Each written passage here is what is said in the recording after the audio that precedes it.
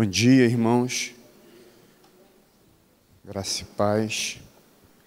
Nosso irmão Gustavo, presidente da nossa UMP, está lembrando que próximo sábado é aniversário da nossa UMP, União de Mocidade Presbiteriana. Próximo sábado, às 16 horas. 71 anos de aniversário. 71 mesmo? 71. A UMP é mais velha que a igreja.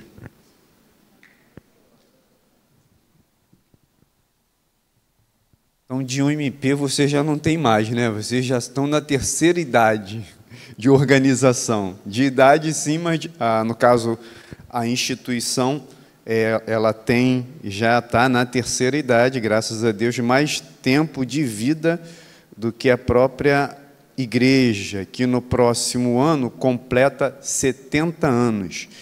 E nessa celebração, e eu quero aproveitar, os irmãos, às vezes a gente passa desapercebido ou despercebido de que nós temos ali um relógio, né? Um cronômetro semanal. Então, do lado do presbítero João ali, tem uma arte não, como é que eu chamo? Um cenário que está marcando cada semana que antecede os 70 anos de aniversário da nossa igreja. E a gente está aí com alguns movimentos para esta festividade. Algumas questões vocês saberão na proximidade, né? Na questão da própria igreja, vocês começam a vislumbrar alguns melhoramentos para que nessa grande festa de gratidão a Deus por 70 anos de existência dessa igreja, nós tenhamos tudo muito bonito, muito bem organizado. Bom, queridos irmãos, nessa manhã nós vamos dar continuidade ao Sermão do Monte, visto que o reverendo Marcos Batista vai pregar hoje à noite, e aí eu ficaria muito tempo sem dar continuidade a esse Sermão do Monte, daqui a pouco vai completar o número de idade da igreja, 70 anos pregando o Sermão do Monte, né? Então a gente precisa andar, né? E a gente vai ler então Mateus capítulo 6, dos versos 19 ao verso de número 21. Mateus capítulo 6, verso 19 até o verso 21. Vamos ficar em pé, que vai ser um exercício para depois sentarmos e ouvirmos um pouco.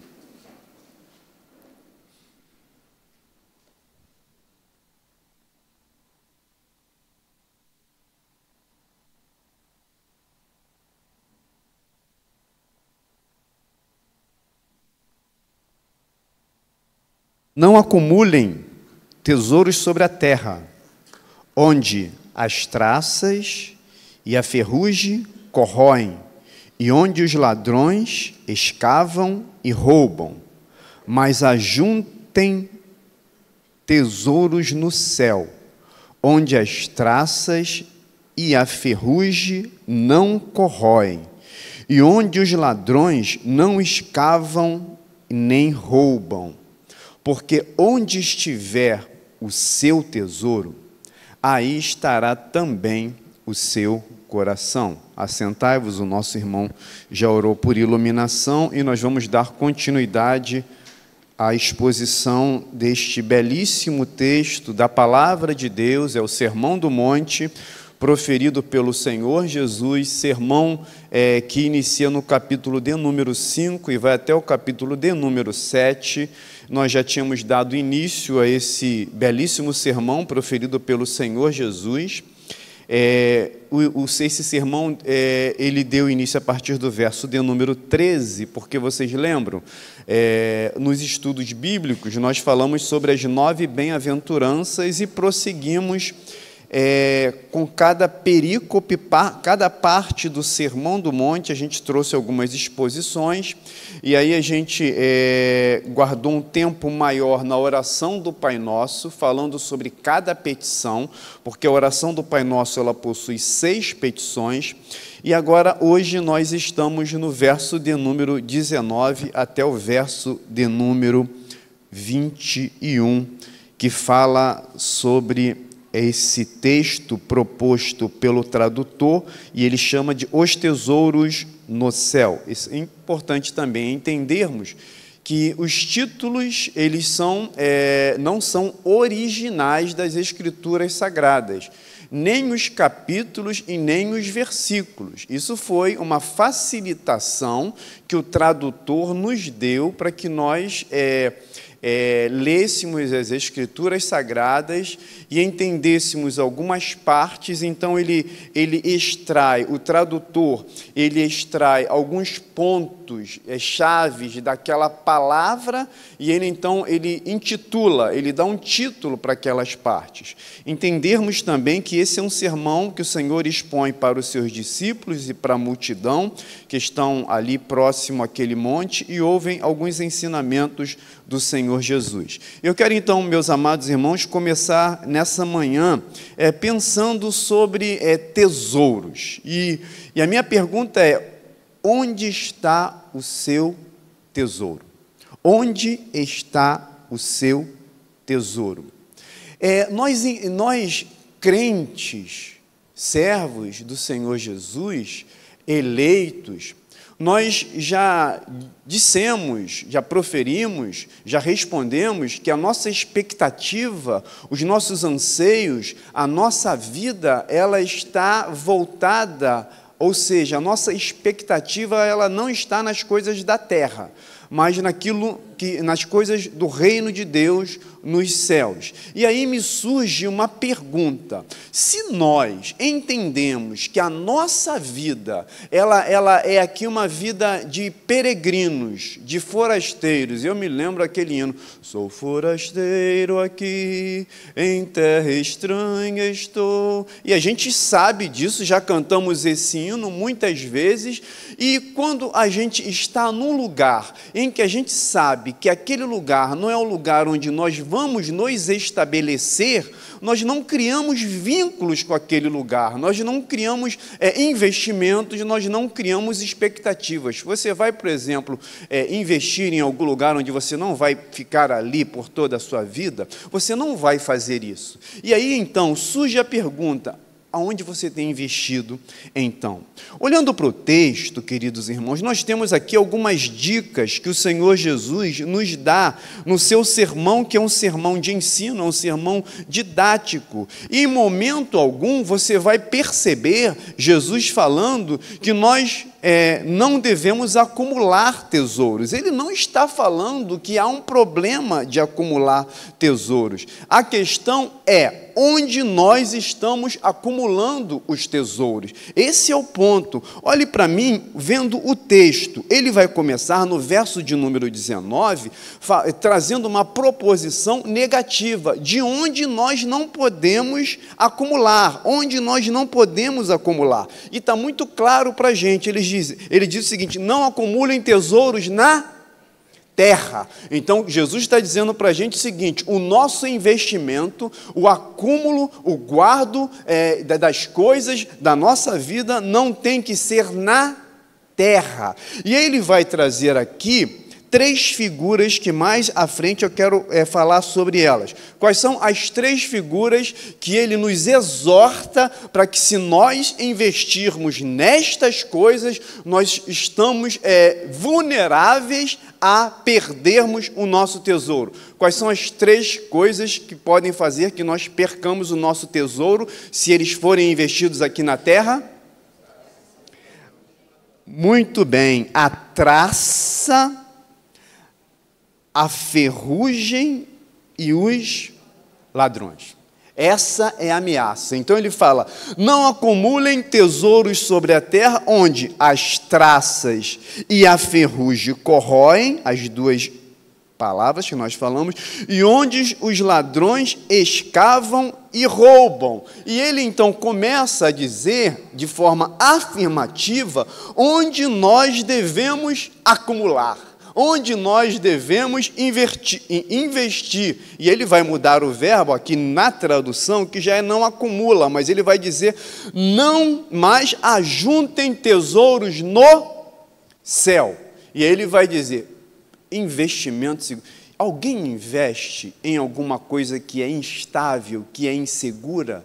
Não. Você vai investir, você vai fazer investimento, você vai guardar em algum lugar onde você esteja plenamente seguro. E ele vai dizer: mas juntem tesouros no céu, onde as traças, mais uma vez ele usa as três figuras, onde a ferrugem não corrói e onde os ladrões não escavam e nem roubam.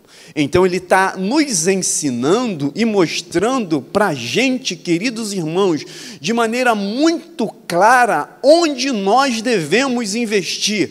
E eu pergunto, na vida, existe alguma estabilidade? Existe algum lugar seguro? Algum investimento seguro?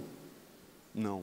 Jesus então está falando para nós investirmos ou guardarmos os nossos tesouros no céu. E aí nós vamos olhar para alguns textos, ajudem aí os meninos, o que diz o apóstolo João, e eu já vou marcar aqui para eu voltar, lá em Apocalipse capítulo 2, verso 9, os aspectos negativos. O apóstolo João escreve a carta às 7 igrejas da Ásia Menor, e aí você vê uma palavra exortativa, uma palavra de correção a essa igreja, a igreja de Esmirna. Olha o que diz o verso de número 9: conheço a tribulação pela qual você está passando, a sua pobreza, embora você seja rico. Perceba, queridos irmãos, que nós estamos falando de uma igreja nessa cidade, a cidade de Esmirna. Estamos falando de uma cidade próspera e, por consequência disso, temos uma igreja próspera, mas essa revelação que o Senhor Jesus dá ao apóstolo João, ele vai dizer que essa igreja, ela é rica, mas ela é pobre. Vamos olhar para um outro texto, e aí eu vou dar uma passeada com vocês. Os nossos irmãos pentecostais que gostam de passear muito, né? Então hoje eu estou meio parecido com eles. Então a gente vai dar uma passeada aqui em Lucas capítulo de número 12. Vamos lá. Lucas capítulo de número 12, para nós vermos os exemplos daqueles que investiram na terra. Então, estamos vendo os péssimos exemplos aqui e identificamos primeiro na igreja de Esmirna, que investiu naquilo que eram ricos na terra, mas o Senhor Jesus, através do apóstolo João, vai dizer que eles eram pobres. Olha o que diz Lucas capítulo 12, a partir do verso de número 20. Mas vamos no verso 23. Olha a pergunta daquele homem rico, que se chama tolo. Mestre, diga a meu irmão que reparta comigo a herança. É um homem já rico. Aí Jesus fala: homem, vocativo, né? Ó homem, quem me nomeou juiz ou repartidor entre vocês? Então lhes recomendou: tenham cuidado e não se deixem dominar por qualquer tipo de avareza, porque a vida de uma pessoa não consiste na abundância dos bens que ela tem. Então, essa é a exortação de Jesus, e ele então começa uma parábola. E aí o texto vai falar que esse homem, ele era um homem rico, verso 16, que ele produziu muita abundância, mas ele começa a ter medo da sua colheita, da perda da sua colheita. Ele vai dizer no verso 17, então ele começou a pensar, essa é a parábola de Jesus: que farei, pois não tenho onde armazenar a minha colheita? Já está rico, está preocupado de perder o que tem. Ele fala: então eu vou fazer o seguinte, eu vou destruir todos os meus celeiros, eu vou construir outros maiores e vou armazenar. E aí, Jesus conta essa parábola que ele vai ficar, isso se chama ostentação. Olha o que diz o verso 9. Então direi à minha alma: olha, alma, você tem um depósito, tem muitos bens para muitos anos, descansa, coma, beba e aproveite a tua vida. E aí vem essa palavra dura, mas Deus lhe disse: louco, esta noite lhe pedirão a sua alma, e o que você tem preparado, para quem será? Assim é o que ajunta tesouros para si mesmo, mas não é rico para com Deus. Outro texto, já que eu estou nesse ritmo, Lucas capítulo 16, olha o que diz lá. E eu já propositalmente já fiz todas as minhas orelhinhas aqui para eu ter facilidade para eu ganhar ali do Lucas e do Otávio. Lucas 16, já ganhei. Que a partir do verso 19 é a parábola que a gente conhece, a parábola do rico e do mendigo. Olha o verso 19. Ora, havia um certo homem rico, se vestia de púrpura e de linho finíssimo, e que se alegrava com todos os dias com grande ostentação. E fala de um homem pobre chamado Lázaro. E aí eu não vou me ater ao texto, e você já conhece a história. O que acontece? O rico morre, Lázaro, que é pobre, morre. O pobre, que possivelmente, o texto não é claro, ele investe o seu tesouro no céu, e ele está lá no seio de Abraão, enquanto o rico está querendo apenas que Lázaro molhe a ponta da sua língua, tamanho é o sofrimento dele. Então, irmãos, nós precisamos pensar sobre onde nós estamos acumulando os nossos tesouros. Vamos então olhar para essas três figuras, para essas três palavras que Jesus vai falar, sobre a traça, sobre a ferrugem e sobre os ladrões. No Oriente, parte das riquezas das pessoas consistiam em roupas luxuosas. O próprio exemplo do último texto que nós lemos, nós vimos que a parábola do rico e de Lázaro, ele ostentava o quê? Com as suas vestimentas caríssimas, né? Então, as vestimentas eram uma forma de se mostrar as suas riquezas. Vamos lembrar de um texto, podem abrir para mim, por favor? Aí eu já nem vou abrir aqui para ganhar tempo. 2 Reis, capítulo 5, verso 22. Vamos olhar para esse texto, nesse verso, olha o que diz. Ele respondeu: sim, tudo bem, meu senhor, me mandou dizer, eis que agora mesmo vieram da região montanhosa de Efraim, jovens que fazem parte, do grupo dos discípulos dos profetas. Por favor, dele 34 quilos de prata e 2 mudas de roupa. Vamos entender esse texto. O que acontece? Geazi é discípulo de Eliseu. E há uma ordem para que, conduzido por Geazi, para que Naamã ele mergulhasse lá naquele rio, né? E depois de 7 mergulhos ele fica curado da sua lepra. E Naamã quer, então, de alguma forma, honrar ao profeta Eliseu. E ele vai dizer: não, eu não quero, nós não queremos nada, né? Aí, se você depois puder olhar o texto, veja lá o texto, que eu não vou me ater aqui, que já são 9h40, e como diz a música, o tempo não para. Então, ele vai dizer, só que Geazi, esperto, ele vai dizer o seguinte: opa, ofereceram para Eliseu. Ele prontamente tomou a frente e pediu para ele o quê? Ele pediu um talento de prata e 2 mudas de roupa, ou seja, é a ideia de que as vestimentas era alguma coisa extremamente admirável, eles gostavam da vestimenta como um acúmulo, como tesouro. Vamos lembrar de Josué capítulo 7, verso 21, que depois, hoje o tempo está maravilhoso, sol e chuva, hoje é casamento de viúva.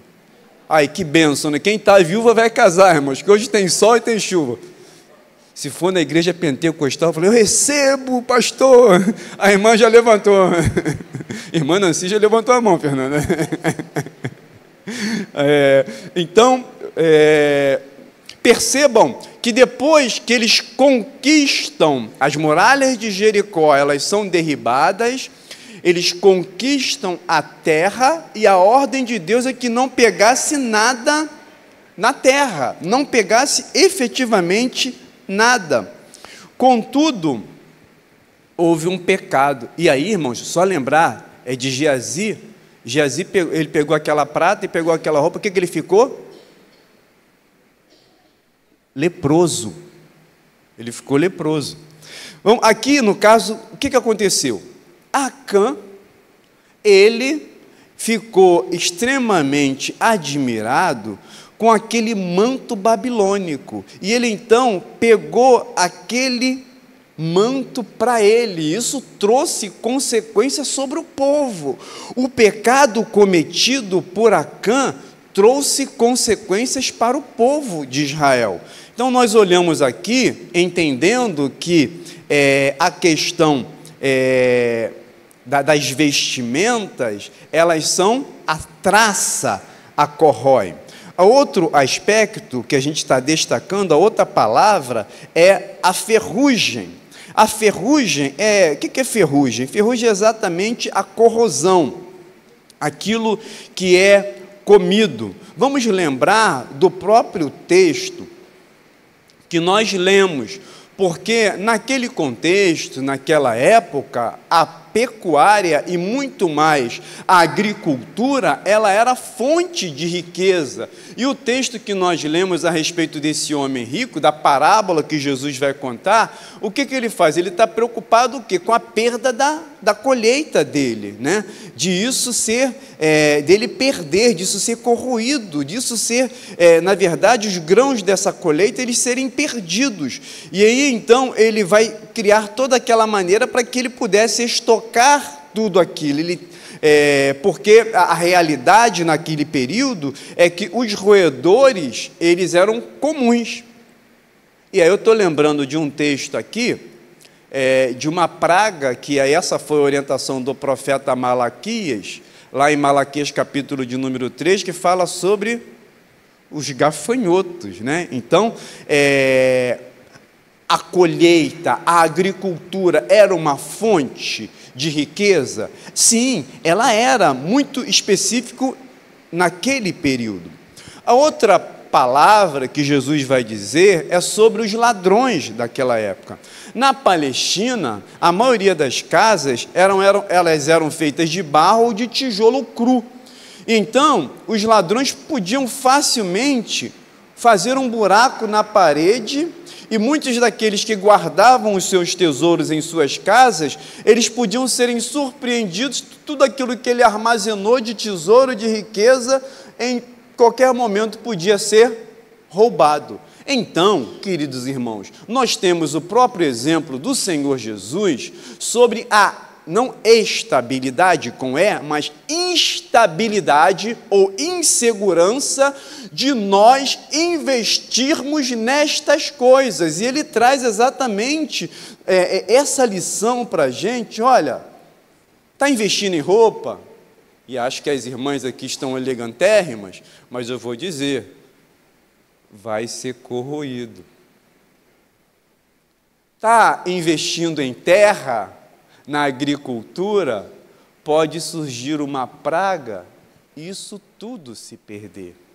Está guardando o seu tesouro, os irmãos aí que tem um cofre escondido atrás do quadro da sua casa, com várias barras de ouro, o ladrão pode entrar lá e levar tudo. O Senhor Jesus está nos dando dica, queridos irmãos, e pistas de investimento seguro.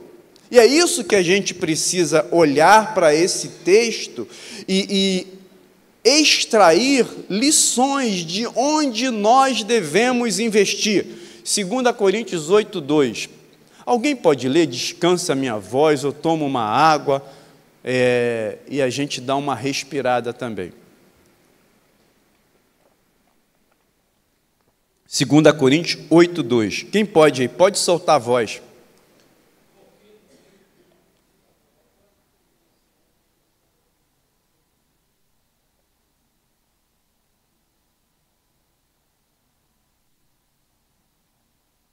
Oséias, aproveitando que você leu baixo, pode ler um pouco mais alto, que aí dá tempo de eu ir lá também. Eu aproveitei para dizer que você leu baixo para eu chegar lá. Então vai lá. 2 Coríntios 2, 2 Coríntios 8, verso 2. Vamos lá, por favor.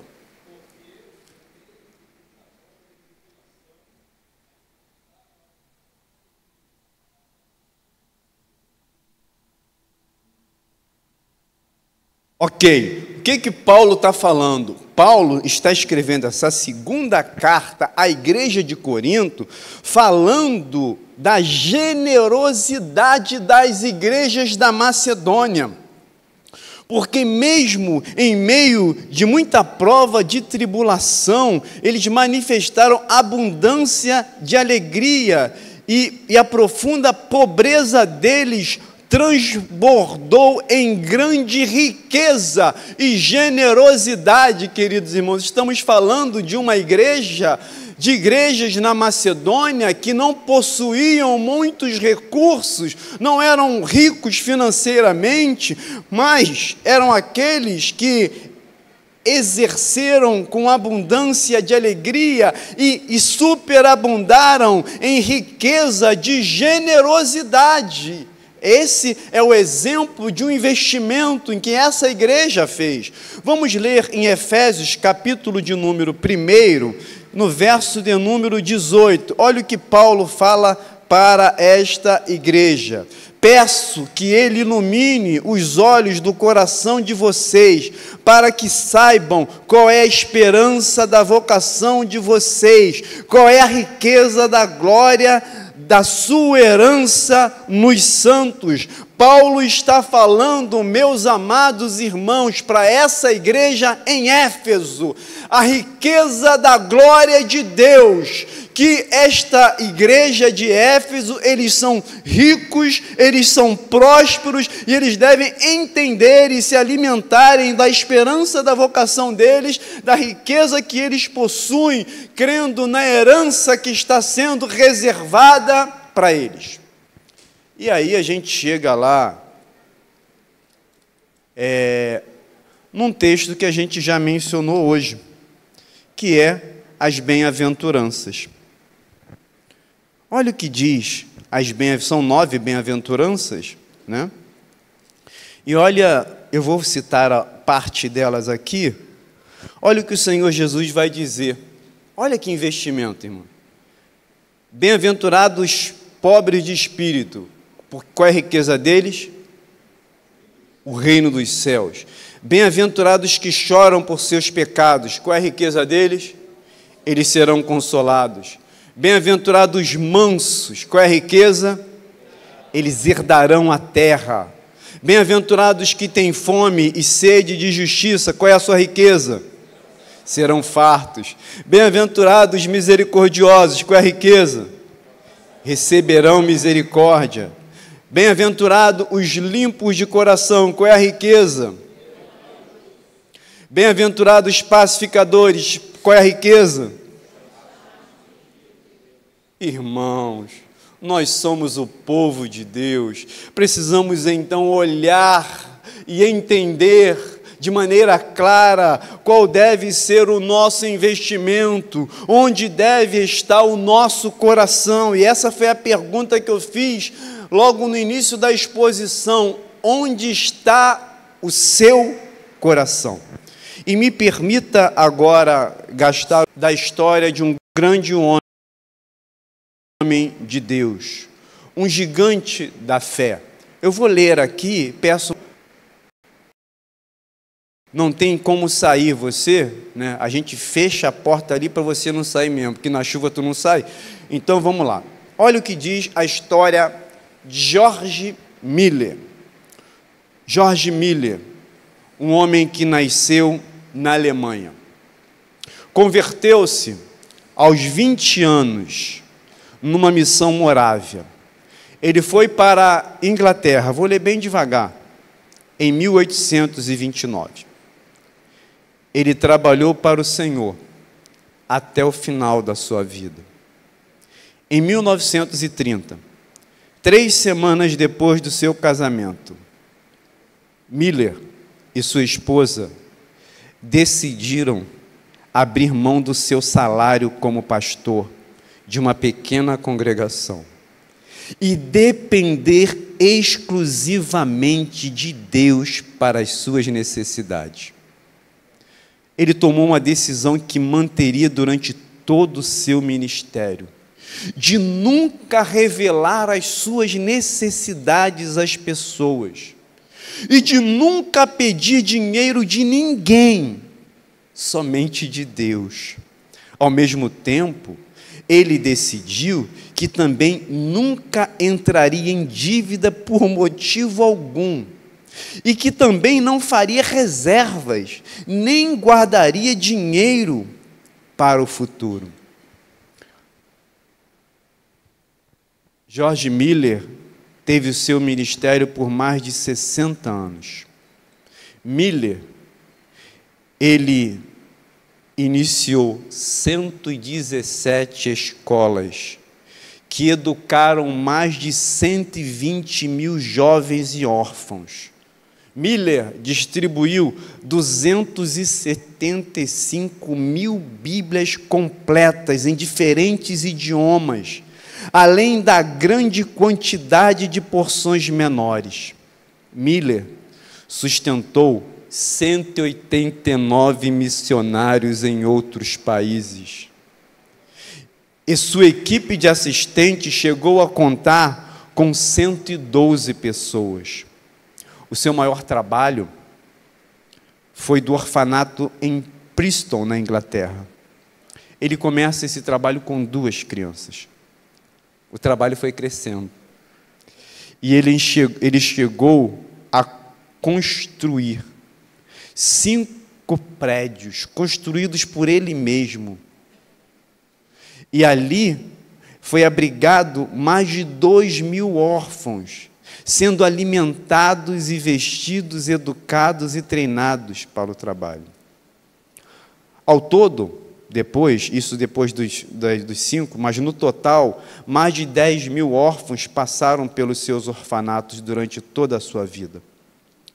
Só a manutenção desses órfãos que ele mantinha custava 26 mil libras por ano. Nunca ficaram sem refeição. Mas muitas vezes a resposta chegava em última hora. Em alguns momentos, no seu orfanato, eles sentavam à mesa com os pratos vazios. Mas a resposta de Deus chegava na hora e nunca faltou alimento para aquelas crianças. No decorrer da sua vida, Miller recebeu 7,5 milhões de dólares como resposta de Deus. Além de nunca divulgar as suas necessidades, ele também tinha um critério rigoroso para receber ofertas, porque ele jamais receberia ofertas se aquele doador possuísse dívidas. E ele também jamais recebia oferta de alguém que tivesse uma atitude errada. Ele não aceitava. Miller, ele nunca incorria em dívidas.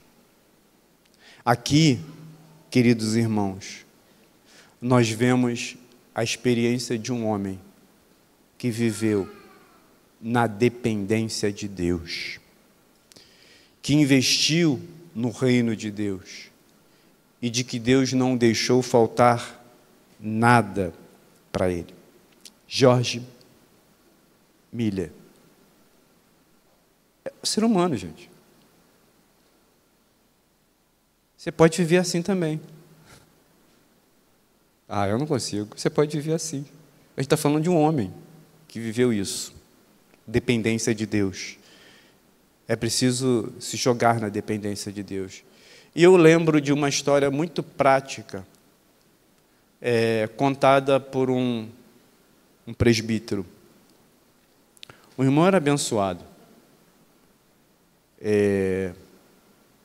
Primeira gravidez da esposa dele, ele era muito simples, muito pobre, ia muito perto da gente, a história desse irmão. A esposa dele teve gêmeos. 2 filhos já foi difícil. Ela engravidou de novo. Veio o quê? Gêmeos. 4 filhos. E ele conta isso. Foi um presbítero de uma igreja muito próxima a nós. Naquela noite, ele não tinha nada para comer. E ele juntou com a esposa dele e com os 4 filhos dele.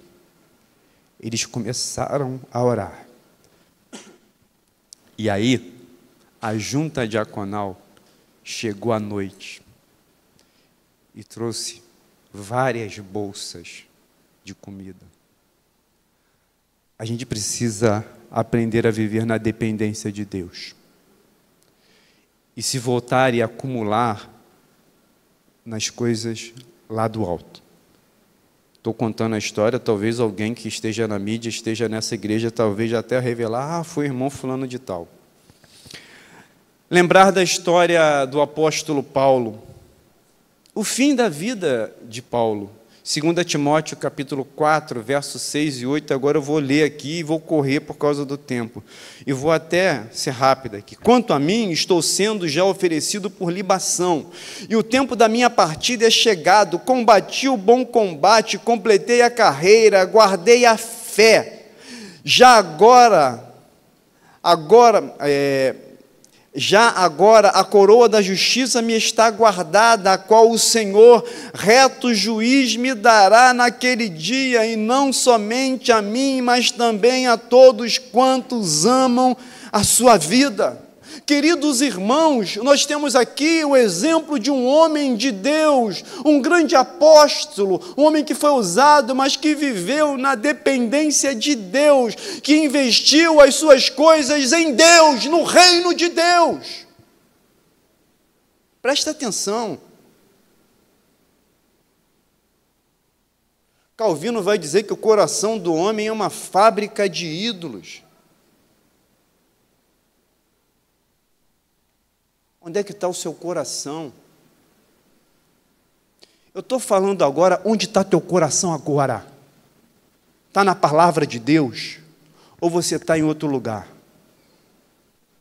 E aí, queridos irmãos, é o que eu sempre falo às vezes. Você está aqui agora para adorar a Deus. Atenção plena. Não pode estar focado em outro lugar. Às vezes a gente fica confuso.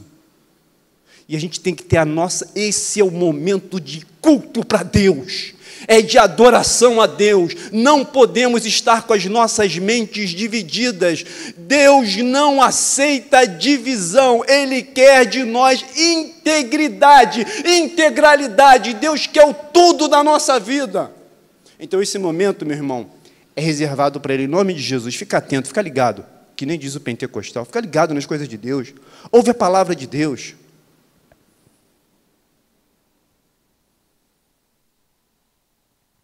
A diferença do Mar da Galileia por Mar Morto, o Mar da Galileia ele recebe a água do Rio Jordão,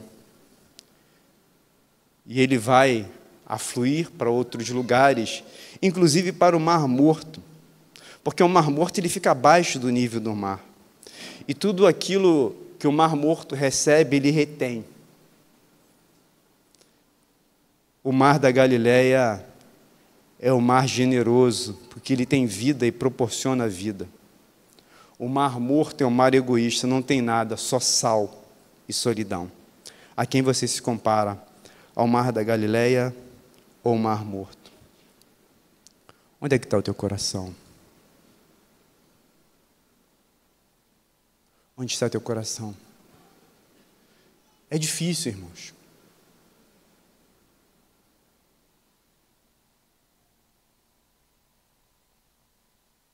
É difícil para mim, sabe? Mas em alguns momentos a palavra tem que ser dura.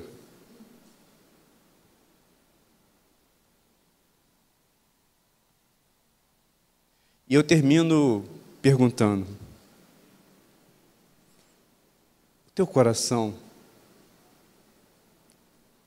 está no céu? O seu tesouro está no céu? Então me responde silenciosa as minhas perguntas. Silenciosamente. Não estou aqui no lugar de julgar ninguém. Eu faço essa pergunta para mim. Eu não me coloco em superioridade. Igualdade com cada um dos irmãos. Somos todos irmãos em Cristo, com fragilidades e com necessidade de conserto. E responde as minhas perguntas. Você frequenta as reuniões de oração da tua igreja? Você tem dedicado tempo de oração com a sua família? Você tem aproveitado o tempo para estudo da Bíblia? Na igreja? Ou na sua casa? Você tem dedicado tempo para estudo da Palavra de Deus? Você tem participado das programações da tua igreja? Você tem feito culto familiar? Você tem investido as suas finanças na obra de Cristo? Se você tem encontrado tempo e dinheiro para outras coisas, então Deus não é o teu tesouro. Se você investir tempo e dinheiro em coisas terrenas, seu coração está nas coisas dessa terra. Se você investir tempo e dinheiro nas coisas do reino, seu coração está no céu, nas coisas de Deus. Porque Jesus termina esse verso de número 28. Onde está o teu tesouro? Aí está o seu coração. Seja um investidor inteligente. Não seja tal como aquele rico, insensato, imprudente, louco. E Jesus termina para ele dizendo: louco, essa noite te pedirão a tua alma. E o que tens preparado? Vamos orar. Senhor, dá-nos, Pai, a compreensão segura da Tua palavra. Senhor, se não for o Teu Espírito Santo, não vai ser preleção, não vai ser sermão, não vai ser estudos profundos que fizermos da Tua palavra que mudarão a nossa vida, a minha vida também, somente Teu Espírito Santo. Eu rogo, ó Deus, que o Teu Espírito Santo faça a obra em nossa vida, quebra o nosso coração e que possamos nos voltar para as coisas que são do reino de Deus. Não permita que a gente fique apenas comovidos também e tomados pela emoção e constrangidos pelo presente, a gente apenas faça um voto, mas passado esse tempo, a gente volte para as mesmas práticas. Quando provém da ação do Espírito Santo, isso reverbera para toda a nossa vida. Senhor, é o que nós te pedimos, rogando a ação do Teu Espírito, em nome de Jesus. Amém. Deus abençoe, queridos. Vamos cear.